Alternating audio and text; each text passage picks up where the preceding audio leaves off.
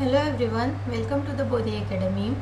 In today's video, we'll learn about the chemistry glasswares. Okay, all the glasswares which we use in the labs to carry out various reactions and experiments. Okay, so we have all heard about the measuring cylinders, conical flasks, beakers and all.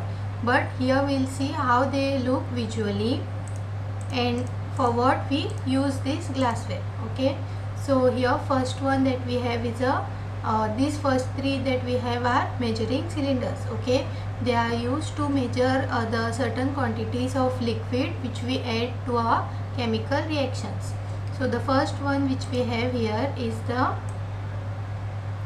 first one here is a 10 ml measuring cylinder. Okay, then this is used to measure the small quantities, for example 2 ml, 3 ml and all, or even 10 ml, and add it to a solution or whatever preparation that we are doing. Then the next one is a 25 ml or 50 ml measuring cylinder. Now this is used to measure a larger quantity. And then the third one that we have is a 100 ml measuring cylinder. Now these are used in preparation of medium, then other stock solutions and all. So these larger measuring cylinders are used.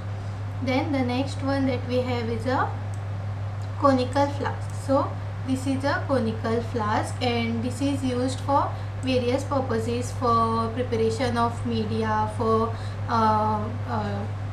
for biotechnology. Then in titration it is used to titrate the solutions. Then this is a 250 ml flask. We have it in 100 ml and all, and even bigger conical flasks are there. Then the third one is a beaker. Okay, so now here these two glasswares which are there are called beakers.